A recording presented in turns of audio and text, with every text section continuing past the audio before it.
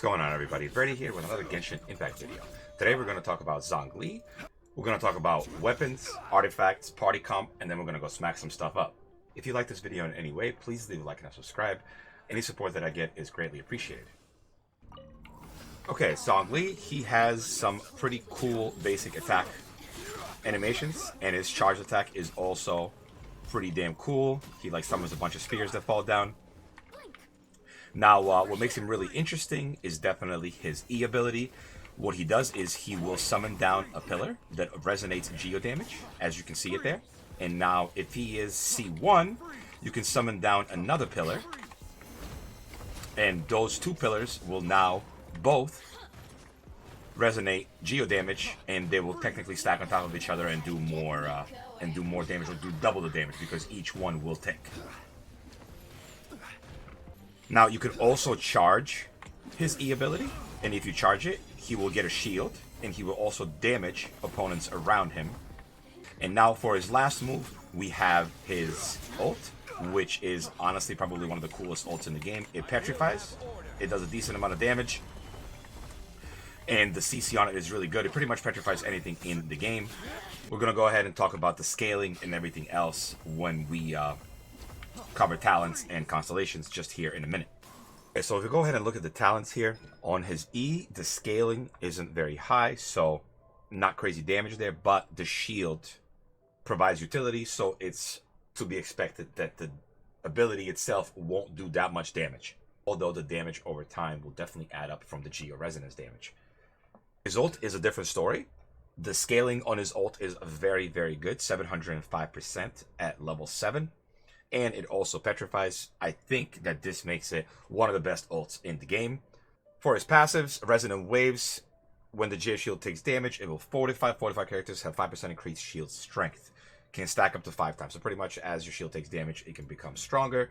And then Dominance of Earth, Planet Befall deals additional damage equal to 33% of Zhongli's max hit points.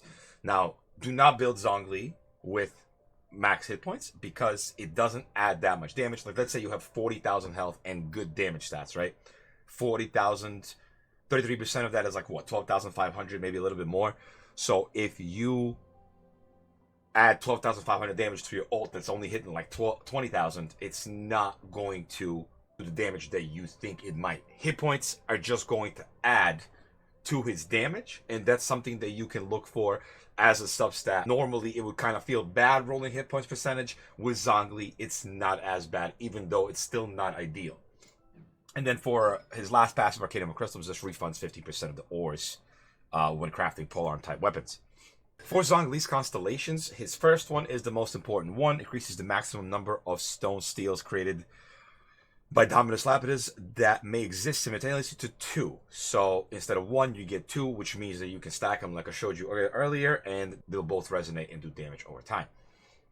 On his C2, Planet Befall, so his ult will get you a Jade Shield when it descends. C4 increases Planet Befall's AoE by 20% and increases the duration of Planet Befall's petrification effect by 2 seconds. Really nice. And then C6, when the Jade Shield takes damage, 40% of that incoming damage is converted to hit points for the current character. A single instance of regeneration can now exceed 8% of that character's max hit points. So the C6 just adds utility to his overall good kit already. And as I was saying before, I think that C1 is definitely the most important one, because it grants you an extra pillar that you can summon. So for weapons, we have the Vortex Vanquisher on him. This is the new weapon that just came out. It's really, really good. It gives you attack, and then it also gives you shield strength by 25%. Now, scoring hits on opponents increases attack by 5%, max 5 stacks. Can only occur once every 0.3 seconds, so this technically happens very, very fast, 25% attack. And then while protected by a shield, this attack increase effect is increased by 100. So technically you're getting 50% attack from this weapon, plus another 50% from the base attack here. In my opinion, this weapon is made specifically for Zhongli, and it is arguably the best weapon in slot for him. Other weapon choices that you have that are good, pretty much all the 5-star spells are really good. Skyward Spine, it has energy recharge, and then increases crit rate by 8%, increases normal attack speed by 12%. Very good choice, especially for support Zhongli. Primordial Jade Wing Spear, also really good, base crit rate. This is amazing, means you can build him with a crit damage headpiece, and he's going to do really, really good damage that way. Now, the Royal Spear is I don't really like any of the Royal weapons. Prototype Grudge is the best crafted weapon for him if you're going to go support. And Crescent Pike is the best crafted weapon for him if you're going to go damage because of the physical damage bonus here. Deathmatch, which is the Battle Pass weapon, is also a really, really good choice because of the crit rate here. And then lastly, Favonius Lance with the energy recharge for a support build for Zhongli. Alright, let's talk about artifacts real quick. So the stats on him right now aren't the greatest. We have... Alright, let's see here. We have a 45 crit rate and 99 crit damage. We also have 90% Geo bonus. The attack is really good because of the weapon. Stats-wise, Noblesse and Petra is definitely a really good option. You can also run Petra and Gladiator. You can run Noblesse and Gladiator, but I really wouldn't get rid of the 15% Geo damage bonus. And if you're going for physical damage bonus, I would go with Bloodstained, which will give you 25% physical damage bonus, and you can do Bloodstained and Gladiator, or you can do Bloodstained and Petra. You can't also run Bolide on him, but the Bolide is just going to boost his spear damage, and it's not going to boost his resonance damage that much, and it's not going to boost his ult damage that much. So I think that the other choices that I have mentioned are definitely better. For stats, what you're looking for is attack percentage, crit rate, crit damage, energy recharge. You don't really need elemental match. So on the flower here, the defense percentage and the defense roll obviously need to go. This needs to be crit rate, crit damage, and or crit damage, energy recharge, crit rate, energy recharge, whatever. It doesn't really matter. This feather right here is really good. Unfortunately, it rolled mostly into hit points. You want rolls into the other stuff for him to do more damage. Even with a support build, you're going to want some damage on him. Now, for the Sands, you're going to want attack percentage main with crit rate, crit damage, energy recharge subs. So these two stats right here can go. For the Goblet, you're most likely going to go with Geo damage bonus. If you're going for white damage, go with physical damage bonus. And same thing, crit rate, crit damage, and then some energy recharge here would be nice.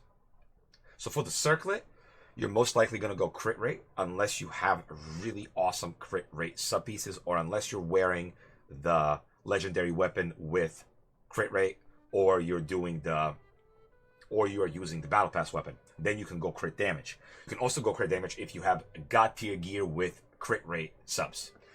If every piece of gear has like 10-12% crit rate on it and some crit damage on attack percentage as well, then sure, you can go crit damage on your Circlet.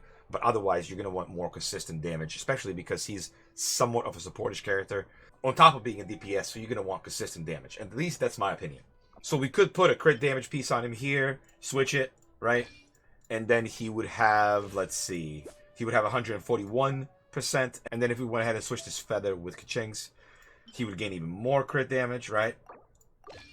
So now we got a bunch of crit damage over here and no crit rate. So 163 crit damage, 17.1% crit rate. So the 17.1% crit rate doesn't justify rocking all this crit damage, so you're better off the other way if you don't have the stats. If you can get 160, 170, 180 crit damage with 40 or plus crit rate, then you can go this way. So when it comes to party setup, you can run something like this, where you have ice and lightning for super conduct, so for the physical resistance, so that way Zhongli does more physical damage, and then you can have Ventage kind of just as another support. You can sub in a fire or a water unit, and you can pretty much deal with anything in the game with the party like that.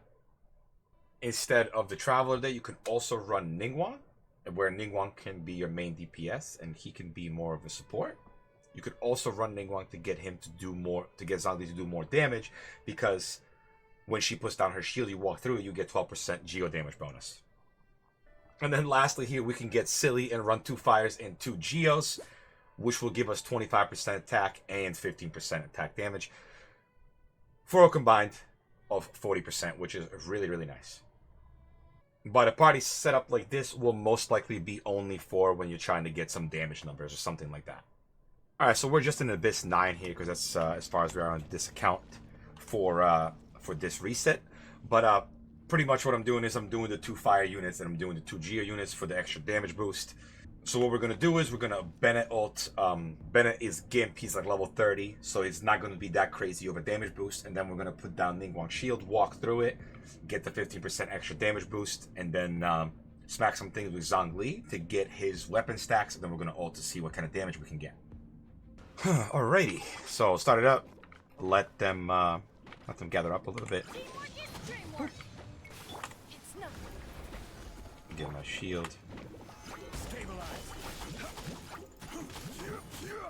Okay, and then so 77,000 there, which is definitely really good damage for a Geo character with 160 crit damage. So with the Gimp Bennett buff, as I was saying, Bennett is only level 33. So with a very low level Bennett buff, Fantastic Voyage is only a level 1. We're getting almost 80k crits, which is really nice. Seeing as how we don't have enough crit rate, we're not going to keep those artifacts on. We're going to go ahead and put back the stuff that we had on there. Just like so. Alright, and then now we are back to 45% crit rate, 99.7 crit damage, and then we have over 2,000 attack, which is pretty good. Alright, so here physical damage is increased, so we're going to get some nice white numbers.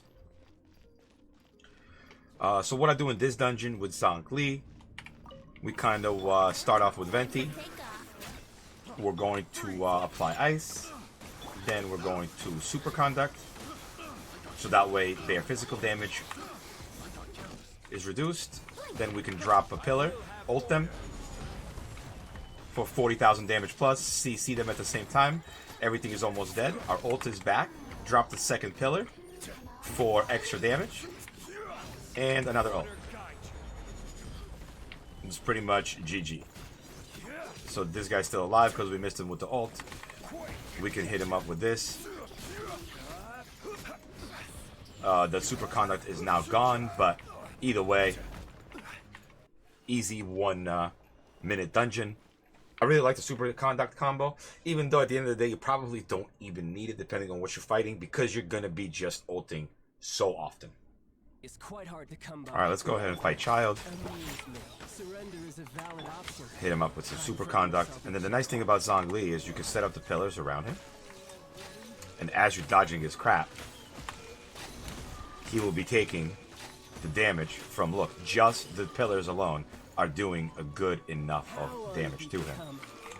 And this is why I'm saying having C1 is so nice, because look at how much damage you can do with just 2 pillars. Alright, and lastly here, we could do Chamber 9 with just a regular build, so we can see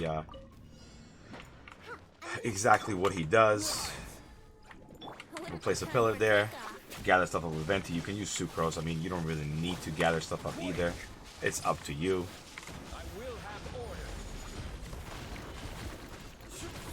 I'm not even seeing damage because there's so much stuff happening. But you definitely want to fight enemies in between your pillars. About 52Ks steadily. Really nice.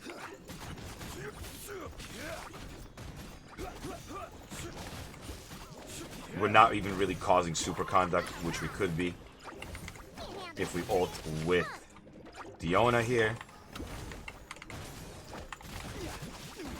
Ouch.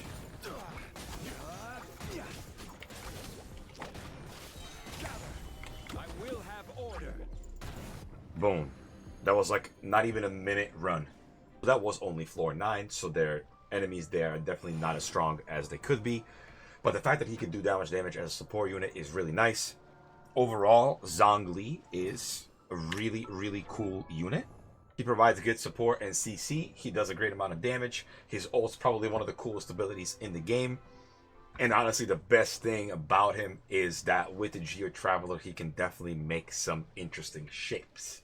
But yeah, he's overall a really fun character to play. Luck on your artifact rolls when you're building him. I think that's going to wrap it up for me. Thank you all for watching. Please leave a like and a subscribe, and I'll see you all in the next one. Peace.